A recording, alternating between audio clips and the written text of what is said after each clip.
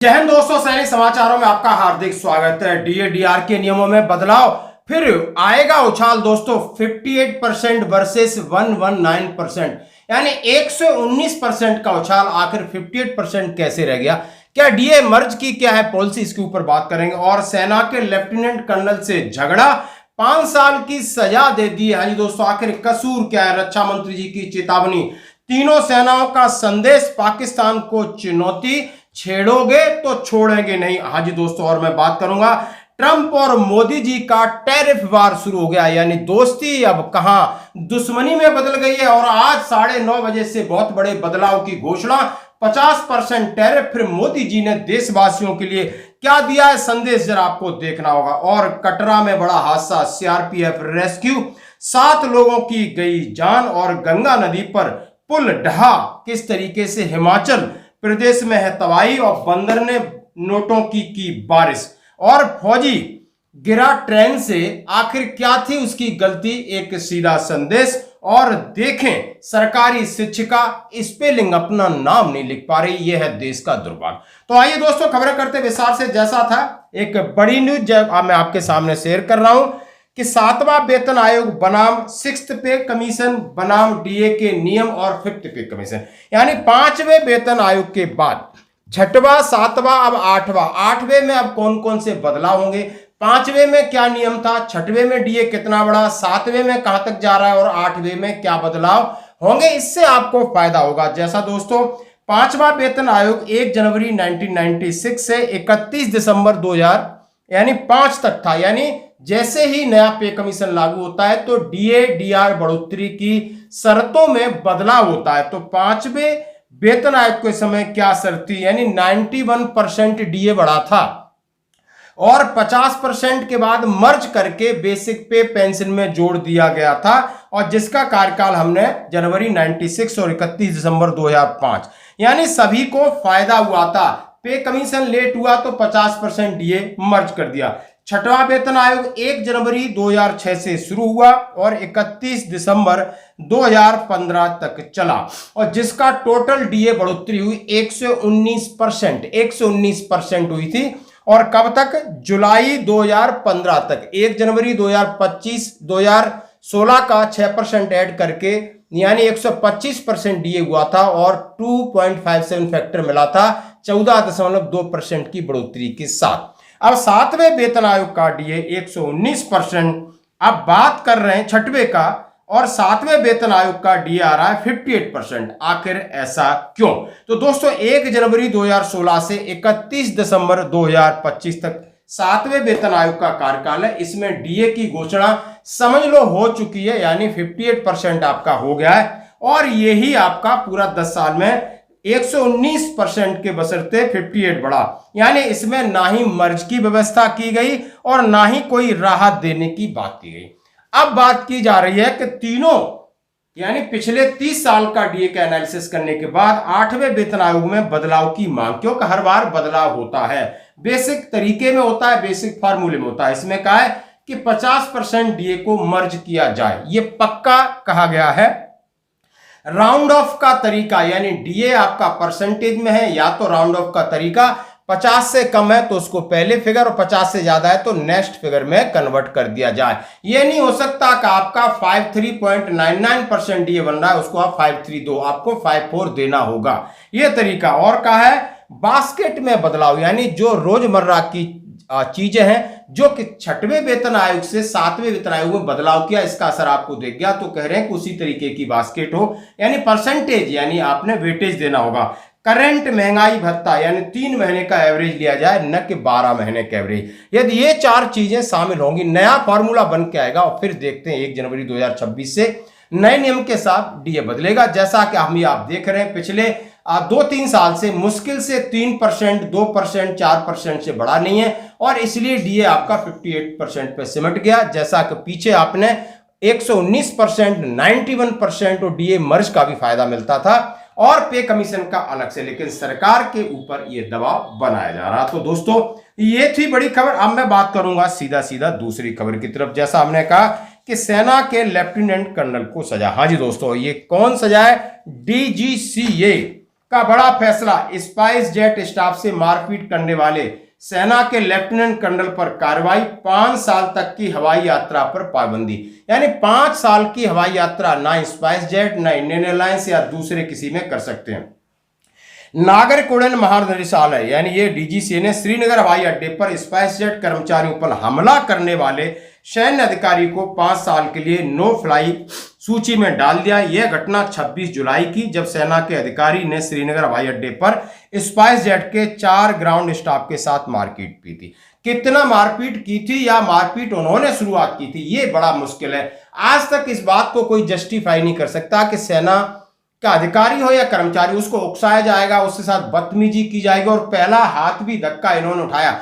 उसके बाद जब उसका भारी पड़ गया तो वो बात इनको समझ में आ गई और उनके खिलाफ कार्रवाई की। आप मुक्कों और पैरों से मारने का आरोप था, अतिरिक्त सामान के पैसे देने की बात थी और जांच में अधिकारियों ने पूरा सहयोग किया। इस मामले में 3 अगस्त को भारतीय सेना ने एक बयान जारी किया था। उन्होंने कहा इस घटना का हम पूरा संज्ञान लेंगे और दोषी हुए तो कार्रवाई की जाएगी। तो इस तरीके से हमारे साथ होता, हमें छुट्टी नहीं मिलती है, छुट्टी मिलती है तो कहीं इस तरीके की समस्या आती है और जब कहीं ना कहीं बात बिगड़ जाती है तो हमें ही कटघरे में खड़ा कर दिया जाता है, जैसा ही सेना के lieutenant colonel, serving lieutenant colonel के साथ हुआ है। आप इस बात से कितने सहमत हैं, जरा जरूर बताना। अब मैं बात करूंगा एक और बड़ी खबर, रक्षा मंत्री जी की चेतावनी, तीनों सेनाओं को संदेश और पाकिस्तान को चुनौती। हमारा उद्देश्य शक्ति प्रदर्शन नहीं है। भारत कभी भी एग्रेसिव एक्सपेंशनिज्म में विश्वास नहीं करता है। पूरा विश्व जानता है कि हमने कभी किसी देश पर पहले हमला नहीं किया है। पूरा विश्व भी इस बात को जानता है। The whole world is a family, यानी वसुधैव कुटुंबकम का संदेश भी सारे विश्व को दुनिया के किसी देश की धरती से गया है तो केवल और केवल हमारे और आपके देश भारत की धरती से ही गया है। लेकिन इसका मतलब ये भी नहीं है कि हम कभी पीछे हट जाएं। जब हमारी सुरक्षा पर हमला होता है तो हम उसका सही रिस्पांस देना भी जानते हैं। साथियों, पहलगाम के उस कायराना हमले को बीते अभी बहुत दिन नहीं हुए हैं। धर्म पूछकर निर्दोष लोगों को आतंकवादियों ने मार दिया। हमारे मासूम नागरिकों पर किया गया यह हमला हमारे लिए एक चैलेंज था, लेकिन हमने बिना उत्तेजना के बहुत सोच समझकर एक इफेक्टिव और एक प्रिसाइज रेस्पॉन्स दिया। हमने ऑपरेशन सिंदूर चलाकर आतंकवादी ठिकानों को जड़ से खत्म करने का संकल्प लिया और उसको अंजाम भी दिया। और मैं कहना चाहता हूं, यह ऑपरेशन अभी समाप्त नहीं हुआ है, यह फिलहाल स्थगित है, यह केवल एक पॉज है। और उन्होंने कहा यदि आप हमें छेड़ोगे तो अब हम छोड़ेंगे नहीं। हम भले शांति प्रिय हैं, हम चाहते हैं हम किसी पर हमला न करें, लेकिन हमारे साथ कुछ इस तरीके से बर्बरता होगी तो अब हम छोड़ेंगे नहीं। जैसा कि धर्म पूछकर जिन लोगों ने हमारे निर्दोष नागरिकों के साथ किया था, हमने घुस करके हमला किया और हमला करेंगे। इसलिए उन्होंने कहा शांति के साथ शक्ति की जरूरत है। और मऊ, यानी आप समझ सकते हो, वार कॉलेज मऊ के अंदर सेना के शीर्ष नेतृत्व की मीटिंग चल रही है। आज रक्षा मंत्री राजनाथ सिंह वहां पर शिरकत करेंगे और उन्होंने ऑपरेशन सिंदूर के बारे में जो कहा वो आप सुन सकते हो और सैनिकों को बधाई दी, तीनों सेनाओं के लिए, और कहा कि ऑपरेशन सिंदूर खत्म नहीं हुआ है, चालू है, आपको तैयार रहना होगा। आखिर कब तक तैयार रहेंगे, क्या तैयारी हो रही है, वो आप देख सकते हो। मऊ में बड़ी कॉन्फ्रेंस चल रही है। अब मैं बात करूंगा टैरिफ वार की। हाँ जी दोस्तों, आज 9:31 से एक बहुत बड़ी आफत आ रही है और यह है दोस्ती का परिणाम हमारे मोदी जी और ट्रंप का। भारत पर कुल 50% ट्रंप टैरिफ आज से लागू।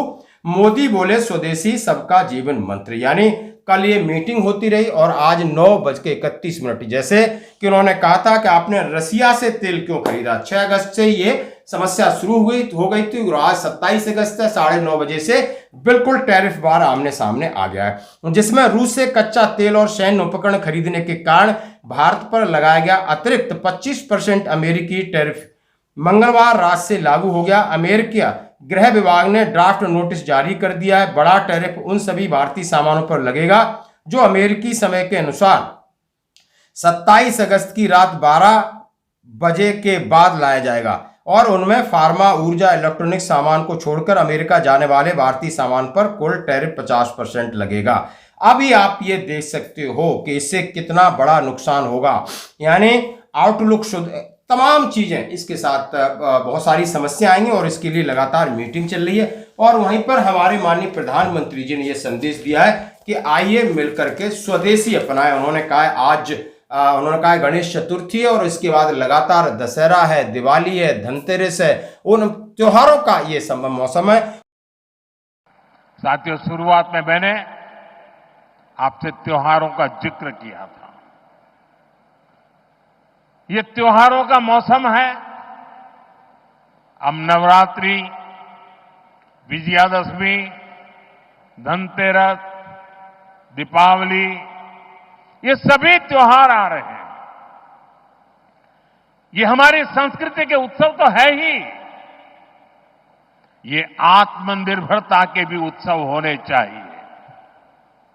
और इसलिए मैं आपसे एक बार फिर अपना आग्रह दोहराना चाहता हूं और आज पूज्य बापू की धरती से देशवासियों से भी मैं बार बार आग्रह कर रहा हूं, हमें जीवन के अंदर एक मंत्र बनाना है। हम जो भी खरीदेंगे वो मेड इन इंडिया होगा, स्वदेशी होगा। घर की साज सज्जा के लिए जो भी सामान हो, मेड इन इंडिया हो। यार दोस्तों को गिफ्ट के लिए कुछ देना है, उपहार वही जो भारत में बना हो, भारत के लोगों द्वारा बनाया गया हो। और मैं विशेष रूप से दुकानदार भाई बहनों को कहना चाहता हूं, व्यापारियों से कहना चाहता हूं,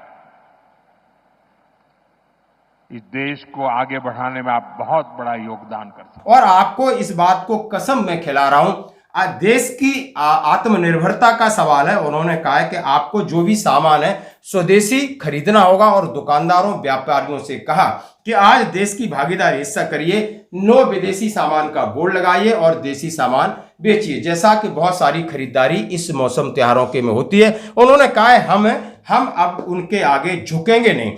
अब झुकने की बात आई है कि ट्रंप ने 4 बार किया था फोन, मोदी ने नहीं की बात। जर्मन न्यूज़पेपर FAZ ने दावा किया है कि डोनाल्ड ट्रंप ने टैरिफ के मुद्दे पर माननीय प्रधानमंत्री को 4 बार कॉल किया, लेकिन मोदी जी ने एक बार भी बात नहीं की, जिसके चलते दोनों नेताओं के बीच तनातनी बढ़ गई है।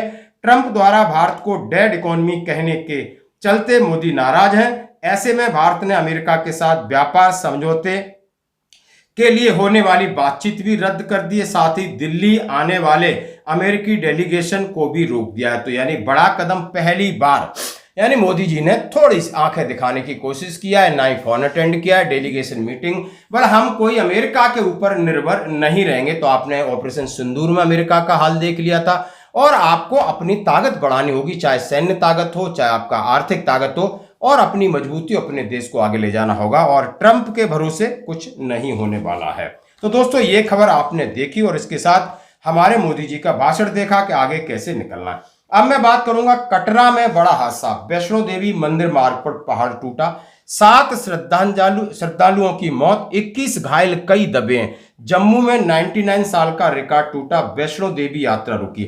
जम्मू रीजन में 24 घंटे से लगातार बारिश हो रही थी और वहां पर यानी कह रहे हैं कि वैष्णो देवी मंदिर से 2 मार्ग हैं जो ऊपर जा रहे थे। एक होटल के पास जाकर के वहां पर लैंडस्लाइड हुआ और वहां पर मुजफ्फरनगर के रहने वाले 4 लोगों की जिंदगी चली गई, जैसा कि हम आपके सामने उनके नाम भी पढ़ के सुना रहे हैं। तो दोस्तों, इसमें अलीपुर खुर्द निवासी इंजीनियर मिंटू और उनकी पत्नी संगीता, बेटे कार्तिक और बेटी उमंग सहित 4 लोगों की मृत्यु हुई है। और ये बहुत बड़ा हादसा हुआ है क्योंकि लगातार बारिश से बहुत ज़्यादा नुकसान हो रहा है। हिमाचल कहते हैं लोग, बचाओ हिमाचल को बचाओ, और ये वीडियो आपको हिला के रख देंगे किस तरीके की बारिश और किस तरीके का तांडव आप बारिश का आप देख सकते हो। तो दोस्तों,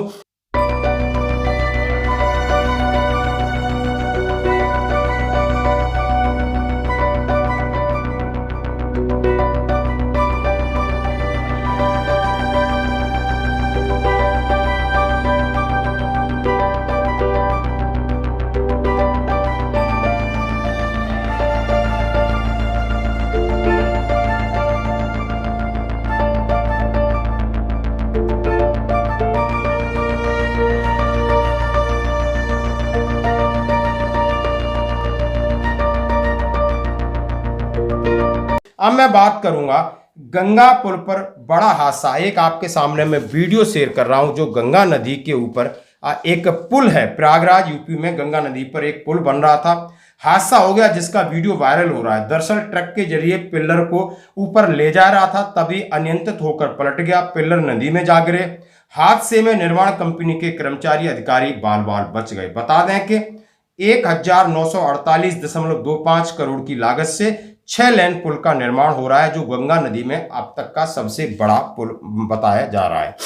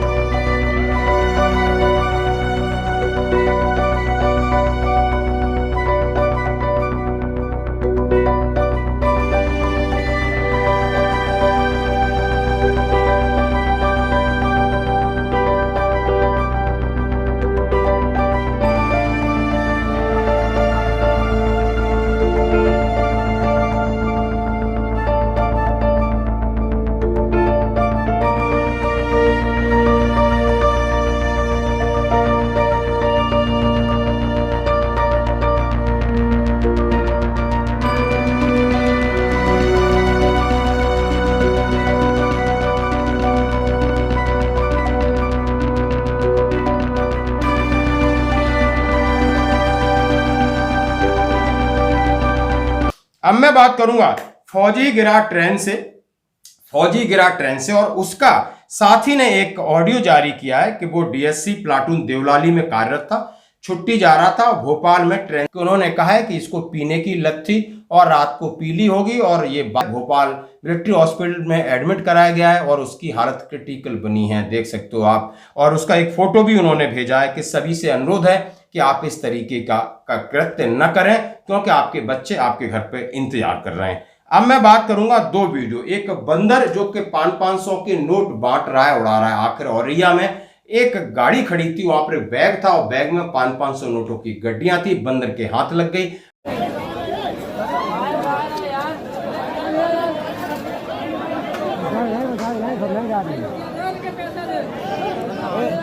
बंदर ऊपर चढ़ जाता है, बैग को खोलता है और नोटों को और निकाल के बरसा रहा है और लोग बीन रहे हैं। कुछ कह रहे हैं किसी की गाड़ी कमाई हो सकती है, मत करियो, वो परेशान है, आप देख सकते हो। और बाद में बात करूंगा एक सरकारी शिक्षिका, यानी वो जनवरी की स्पेलिंग नहीं लिख सकती, यानी सरकारी अस्पताल हो या सरकारी लिखे तो जनवरी का स्पेलिंग फोकस कीजिए। वो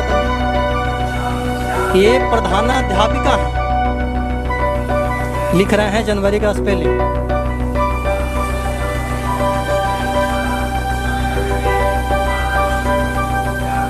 अच्छा ठीक है